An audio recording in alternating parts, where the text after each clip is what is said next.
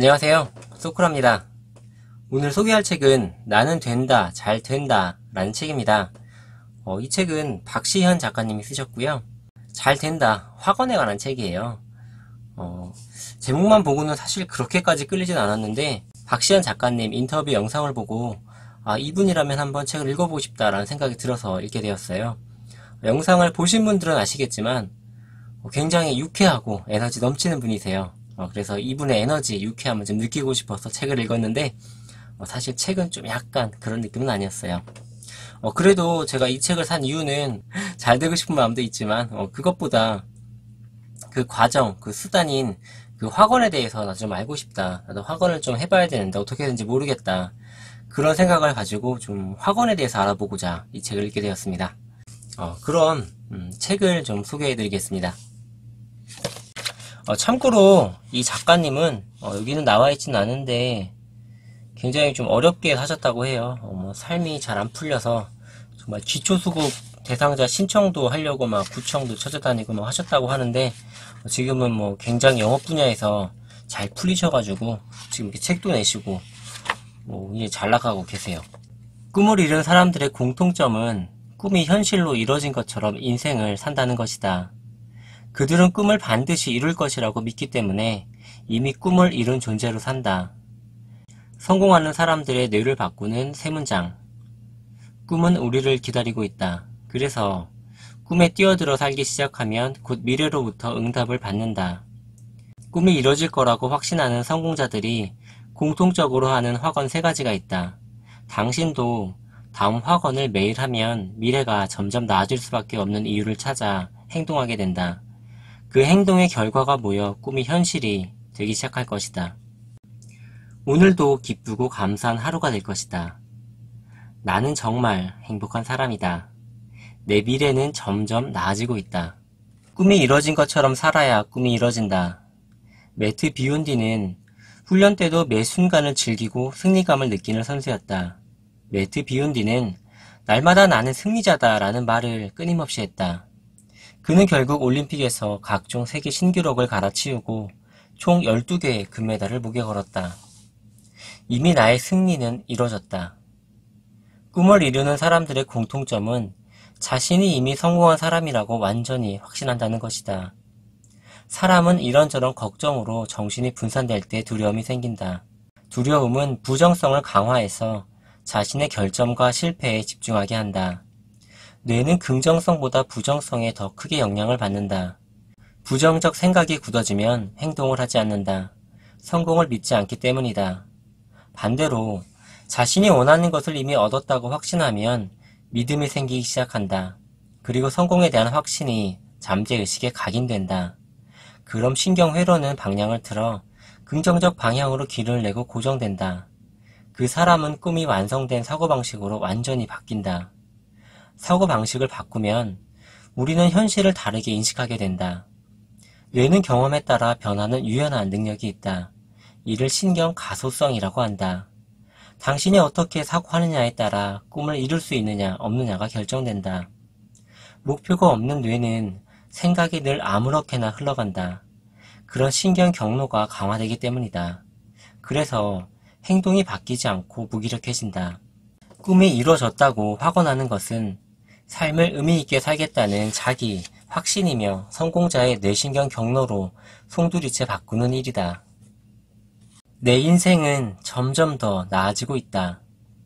오프라 윈프리는 흑인, 사생아, 성폭행, 미혼모라는 낙인이 찍힌 인생이었지만 나의 장래는 밝을 것이다 라고 늘 확언했다. 인생이 너무 괴롭다고 생각이 드는가?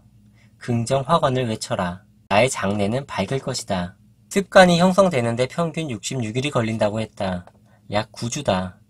긍정 확언, 긍정적 생각 패턴 만들기를 9주 동안 지속하면 습관이 형성된다. 긴 기간도 어려운 일도 아니다. 누구나 할 수 있다. 습관이 돼 의식하지 않고도 긍정적 생각이 즉시 들 때까지, 긍정 확언이 의식하지 않고도 즉시 나올 때까지 계속한다. 그런 목표를 이루기 위해 과감하게 행동할 수 있다. 결과에 대한 확신이 생기기 때문이다. 나의 장래는 밝을 것이다 라고 확신해 장래를 밝히는 선택을 하게 되고 꿈을 이룰 수 있는 행동을 자연스럽게 하게 된다. 상상도 못할 어려운 환경에서 성장한 성공자들이 있다. 이들의 공통점은 자신의 부정적 무의식을 딛고 의식적으로 자신을 재탄생해 꿈을 이뤘다는 것이다. 실패를 두려워하지 않는 행동은 꿈을 이루게 한다. 당신이 한 확언은 그대로 현실이 되어 눈앞에 펼쳐진다. 원하는 것만 믿자. 포기하지 말자. 과감하게 행동하자. 너무도 많은 사람이 그렇게 꿈을 이뤘다. 우리도 할 수 있다. 우리에게는 거대한 힘이 있다는 것을 믿어야 한다. 꿈을 반드시 이루게 되는 확언을 매일 함께 외치자. 나는 반드시 할 수 있다. 심상화는 1인칭 시점에서 하는 것이 효과가 좋다. 관찰자 관점에서 영화를 보듯이 나의 모습을 보는 것이 아니라 내가 직접 영화 안에서 연기를 한다고 생각하면 쉽다. 핵심은 감정이다. 감정이 중요한 이유는 우리는 본능적으로 감정에 의해 행동하기 때문이다. 목표에 도달하는 과정까지 긍정적 감정을 유지하는 것이 효과적이다. 원한다면 더욱 생생하게 그려라. 다음 심상화 4단계는 스포츠 심리학자들이 실제로 이미지 트레이닝에 쓰는 순서다. 1단계. 처음에는 관찰자의 시각으로 원하는 것을 바라보듯이 상상한다. 주변 사람들, 물건 등을 흑백이 아닌 컬러로 생생하게 상상한다. 냄새, 바람의 느낌, 소리도 선명하게 들릴 만큼 상상한다. 부자 되기를 예로 들겠다. 먼저 부자가 된 모습과 그 과정을 관찰자 시각으로 상상한다. 옷을 떠올린다면 단추 하나하나까지 선명하게 떠올린다. 컵을 들어 물을 마시는 모습을 떠올린다면 물이 목으로 넘어가는 느낌까지 상상한다. 선명하게 상상하는데 다소 시간이 걸릴 수 있다. 처음에는 컵, 동전, 과일 등을 하나씩 떠올리는 식으로 시작하는 것이 좋다. 장면이 흐리게 떠오르거나 어느 한 부분만 보인다면 장면 전체가 선명하게 보일 때까지 오감을 모두 동원하여 훈련을 지속한다. 우리가 영화의 슬픈 장면을 볼 때 눈물이 나고 기쁜 장면을 볼 때 행복한 감정이 드는 것처럼 상상하는 장면을 보고 만족감, 두근거림, 행복감 같은 감정이 생겨나는 것이 매우 중요하다. 2단계. 관찰자의 시각에서 벗어나 자신의 눈으로 주변을 본다. 영화 관람객에서 영화 주인공으로 바뀐 것이다. 생생하게 구체화해 1단계에서처럼 오감을 동원하여 생생하게 상상한다. 3단계. 지금까지 상상한 모습을 내 몸의 세포가 전부 빨아들인다고 상상한다. 내 안에 청소기가 있는 것처럼 말이다. 상상한 모습이 그대로 내 안에 들어오고 그 에너지를 모두 내 세포가 기억했다고 상상한다. 이때 확언하며 선포한다. 나는 부자다. 나는 위대한 부자다. 마음속에 스위치를 5개 만든다. 1단계, 2단계, 3단계, 4단계, 5단계 스위치를 만들고 5단계까지 모두 누른다. 스위치를 누를수록 에너지가 올라가는 것을 느끼고 5단계에서 가득 찬 에너지를 느낀다. 4단계. 잠들기 전 약 10분에서 15분 전은 완전히 개방된 상태의 뇌파가 나오며 장기 저장이 잘 되는 시간이다. 잠재의식이 입력하기 가장 좋은 시간이 잠들기 전과 아침에 일어난 직후다. 이 시간에 꿈과 관련된 사진과 영상을 보고 바로 잠든다. 상상한 것과 최대한 비슷한 사진을 찾거나 그런 사진들을 모아 영상을 만들어도 좋다. 관련된 내용으로 꿈을 꾸거나 아이디어가 떠오르면 아침에 일어나 기록한다. 우리 뇌는 시각화한 것을 기억으로 저장한다. 이미 경험한 것으로 간주하기 때문이다. 운전을 처음 할 때는 무척 긴장되지만 경험이 많이 쌓이면 아무렇지 않게 하게 된다. 이렇듯 심상화로 상상한 모습은 노력하지 않아도 행동할 수 있게 된다. 집중해야 할 행동을 결정하게 하고 수천 가지의 정보 중에서 시각화한 정보를 중요하게 인식하면서 관련 정보만 입력한다. 같은 시간대에 소원을 이룰 때까지 매일매일 하는 것이 좋다.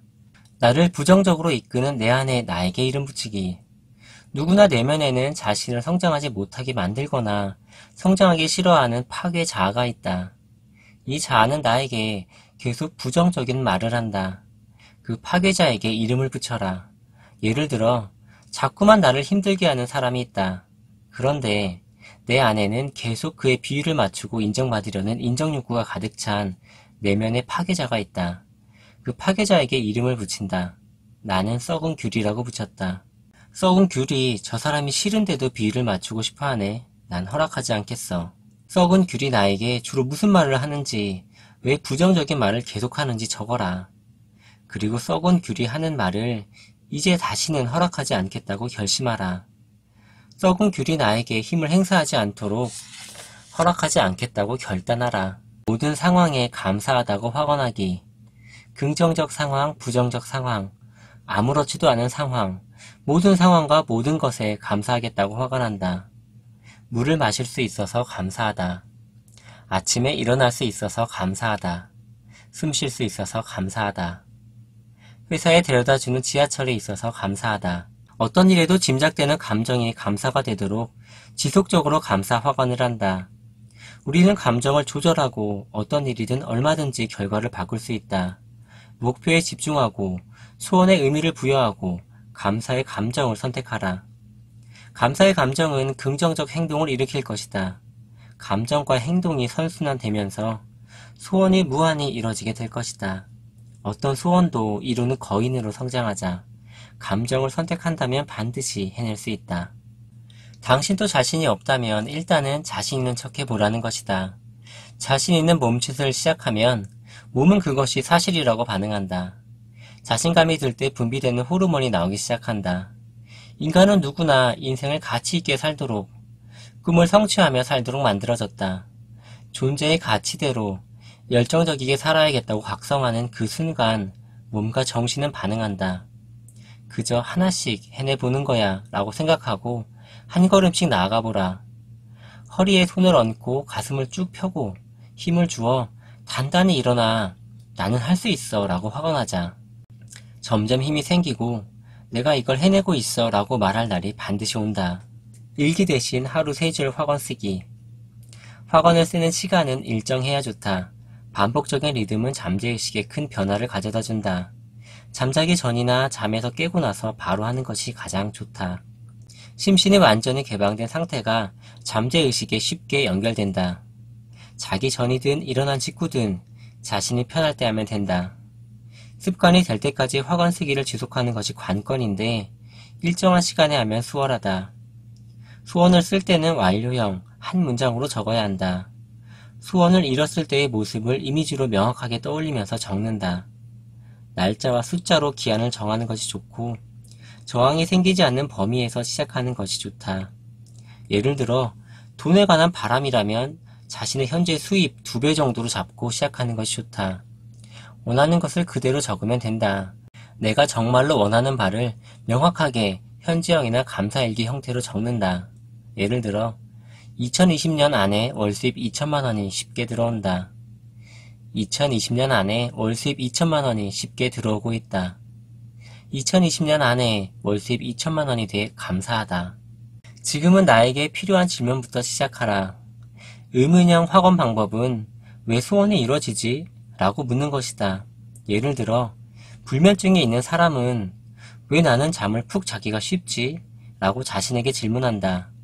의문 확언은 무의식적으로 답을 찾아 카페인이나 알코올을 줄여볼까 같은 생각이 직관적으로 떠오른다. 왜 나는 2020년에 연봉 20억 원이 되지? 왜 나는 매력적이지? 왜 나는 살이 빠지지? 왜 나는 가족과 하와이에서 오렌지 주스를 마시지? 왜 내 책은 베스트셀러가 되지? 왜 나는 이번 시험을 잘 보지? 왜 나는 원하는 회사에 입사하지? 같은 질문 방식으로 확언하며 노트에 적으면 효과가 훨씬 좋다. 겐지 노구치 연구팀의 실험처럼 의문형 확언 쓰기는 막강한 효과가 있다. 의문 확언을 시작하자마자 답이 생각날 수도 있다. 떠오르는 답은 반드시 모두 기록해놓고 실행한다. 같은 말도 웃으면서 하면 효과가 달라진다. 긍정 확언을 하면서 웃으면 감정 에너지를 크게 끌어올릴 수 있다. 긍정적 감정은 소원을 이룰 것을 확신하게 하고 목표에 집중하게 한다. 부정적 감정은 뇌 기능을 약화해 기억력과 동기를 떨어뜨린다. 인간은 2가지 감정을 동시에 느낄 수 없다. 기분이 나쁜데 기분이 좋거나 할 수는 없다는 말이다.